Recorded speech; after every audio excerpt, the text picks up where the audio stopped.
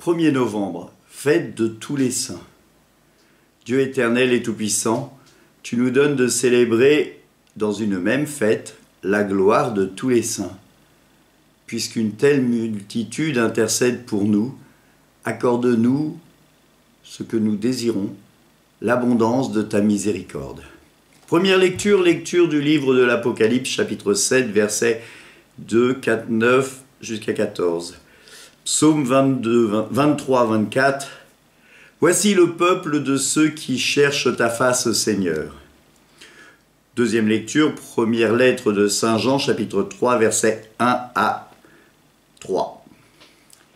Évangile de Jésus-Christ selon saint Matthieu, chapitre 5, versets 1 à 12. Alléluia, alléluia. Venez à moi, vous tous qui peinez sous le poids des fardeaux, et moi, je vous procurerai le repos, dit le Seigneur. En ce temps-là, voyant les foules, Jésus gravit la montagne, il s'assit et ses disciples s'approchèrent de lui. Alors, ouvrant la bouche, il les enseignait et disait « Heureux les pauvres de cœur, car le royaume des cieux est à eux. Heureux ceux qui pleurent, car ils seront consolés. Heureux les doux, car ils recevront la terre en héritage. Heureux ceux qui ont faim et soif de la justice, car ils seront rassasiés. Heureux les miséricordieux, car ils obtiendront miséricorde. Heureux les cœurs purs, car ils verront Dieu. Heureux les artisans de paix, car ils seront appelés fils de Dieu. Heureux ceux qui sont persécutés pour la justice, car le royaume des cieux est à eux. Heureux êtes-vous si l'on vous insulte, si l'on vous persécute, si l'on dit faussement toutes sortes de mal contre vous à cause de moi.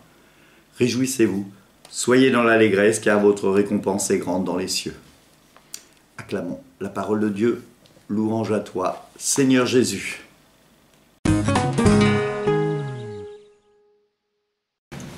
Frères, en ce jour très saint de la Toussaint, où nous avons comme première lecture le livre de l'Apocalypse. L'Apocalypse, une bonne nouvelle. Oui, parfois nous ouvrons le livre de l'Apocalypse en pensant à Apocalypse No et à ces choses terribles. Pourtant, la Bible, c'est une bonne nouvelle. L'Apocalypse particulièrement, c'est la révélation. Voilà ce que veut dire l'Apocalypse, révélation. Cela nous révèle ce que nous allons vivre et ce que nous allons devenir. Alors, il y a plusieurs façons de lire la Bible. Une qui est de choper un verset et de dire « j'ai trouvé ce qui correspond et ce qui peut faire tomber les autres religions ». Et il y a celui qui est de prendre dans son ensemble et de réfléchir et de voir comment Dieu nous aime. Il y a 144 000 sauvés. Si je m'arrête là, je deviens une secte, parce que je dis que seuls 144 000 sont sauvés. Et si je lis la suite, et je vis sous les tels une multitude de gens qui arrivaient habillés de blanc, lavés par le sang de l'agneau. Ce qui change tout. Ce qui change que ces gens qui sortent de dessous l'autel sont sauvés aussi, parce qu'ils entrent lavés par le sang de l'agneau. Non pas lavés par l'effort des hommes, mais lavés par celui qui monte sur la croix et qui a de son côté brisé par une lance du sang et de l'eau qui en sort.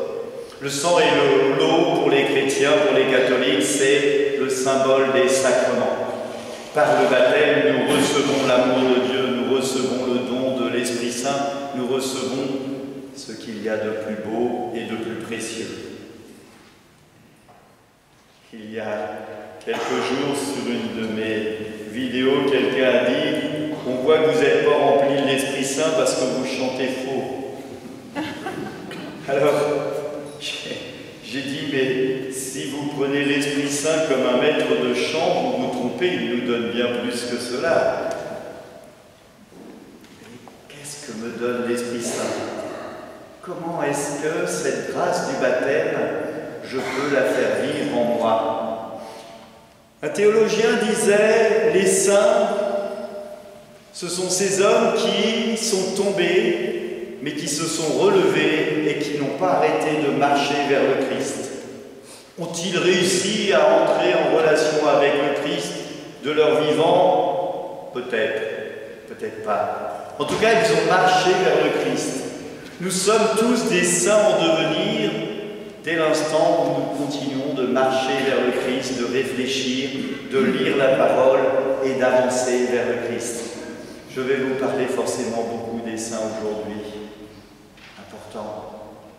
Certains disent on ne peut pas prier les saints, ils sont morts. Mais rien que le texte de l'Apocalypse nous fait voir le contraire. Et d'ailleurs le Christ dit bien, je ne suis pas le Dieu des morts, je suis le Dieu d'Abraham, Isaac et Jacob, le Dieu des vivants. Nous sommes en marche. C'est ce que traduit Chouakid pour ses béatitudes. Heureux, il le traduit en marche. Alors, qu'est-ce que ça donne? En marche les pauvres de cœur, en marche les doux, en marche ceux qui pleurent, en marche ceux qui ont faim et soif de la justice, en marche les miséricordieux, en marche les cœurs purs, en marche les artisans de paix, en marche ceux qui sont persécutés pour la justice, en marche. Même si l'on vous insulte, même si l'on vous persécute, même si l'on dit faussement toutes sortes de mal pour moi, à cause de moi, soyez dans la joie, réjouissez-vous, car votre récompense est grande dans les cieux. Nous sommes invités à répondre à l'appel du Christ. Allez de toutes les nations, enseignez-les, baptisez-les au nom du Père, du Fils et du Saint-Esprit. Nous sommes invités à ne pas garder ce don d'amour dont je vous parlais au début de cette homélie pour nous, mais bien à la répandre.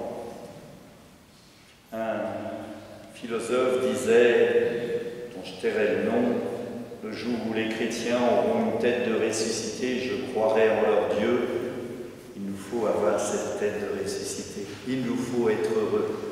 Il nous faut rendre l'amour heureux. Il nous faut non pas regarder la mort comme une fin, mais la mort comme une entrée dans une vie nouvelle, comme le dit Saint Jean dans la béatitude céleste. Face à Dieu, tout ne nous a pas encore été manifesté, mais nous lui serons semblables. Comme le Christ transfiguré, plein de lumière, nous serons semblables au Christ transfiguré. Bien sûr, la perte de quelqu'un qui nous est cher est quelque chose de terrible. Mais néanmoins, il nous faut continuer d'avancer et de nous mettre en marche. Je me rappelle le jour de la mort de ma tante, eh bien j'avais des baptêmes. Et il m'a fallu avoir une tête de ressuscité, malgré tout. Et j'ai pensé que à 101 ans et 6 mois, eh bien, elle avait mérité de rejoindre le Christ et d'être transfigurée, et à moi d'être heureux pour elle et pour ces enfants qui entraient dans la vie du Christ par le baptême. C'est compliqué, certes, mais c'est nécessaire de garder l'espérance, sinon nous ne serions pas là. Sinon, j'aurais posé mon aube et mon étole et je serais continué de faire des poteries tous les jours, j'aurais monté une boutique. Mais l'important, c'est d'annoncer le Christ pour que tous puissent rencontrer celui qui est aimé de Dieu. Afin que tous nous soyons des saints en devenir, des saints en marche, des saints qui prenons les uns et les autres notre responsabilité. Le don de l'Esprit Saint nous a donné à chacun de nous un charisme, un talent. Est-ce que, comme la parabole des talents, j'enterre le talent et je considère que ce talent n'est pas à moi et je le rends à Dieu? Ou est-ce que ce talent, je le mets devant moi et j'avance en le suivant et en annonçant la bonne nouvelle et en faisant profiter les uns et les autres de ce talent? La chorale fait profiter les uns et les autres de leur talent de chanteurs. Ceux qui fleurissent l'église, ceux qui balayent l'église, les servants de messe, les uns et les autres dans vos missions, vous avez à faire profiter de vos talents. Grande joie que cette église vivante, grande joie que cette église qui annonce le Christ qui sait en elle-même que le Christ est vraiment présent dans toute notre vie. Quelle mission je prends pour devenir saint à la suite du Christ? Même si ma vie n'a pas été merveilleuse, même si ma vie n'a pas été quelque chose d'idéal, beaucoup de saints se sont pris les pieds dans le tapis avant de se tourner vers le Christ. Alors, regardons le Christ avec amour, regardons nos frères avec amour, regardons ce que nous avons à enseigner et à offrir aux autres. Peut-être c'est quelque chose de tout petit, mais qui portera beaucoup de fruits. Peut-être c'est quelque chose d'immense, et j'ai l'impression que je suis incapable de le porter, mais rassurez-vous, le Christ nous le dit, ce n'est pas vous qui porterez, c'est l'Esprit Saint qui sera présent en vous, qui portera tout cela. Alors, mes frères, bonne fête à tous. Nous sommes des saints en devenir. Que le Christ vous accompagne tous, qu'il vous donne son amour, que cet amour ne reste pas enterré, mais bien au contraire, porte du fruit en plénitude. Amen. Amen. Tu es admirable, Seigneur Dieu, tu es le seul saint. Toi, que nous adorons dans tous les saints, nous implorons ta grâce. Quand par elle, nous serons parvenus à la sainteté de la plénitude de ton amour. Fais-nous passer de la table des pèlerins au banquet de la patrie du ciel. Que Dieu Tout-Puissant vous bénisse, lui qui est Père, Fils et Saint-Esprit. Amen. Allez, dans la paix du Christ, nous rendons grâce à Dieu. Bonne fête à tous, nous sommes tous des saints en devenir. Bonne journée.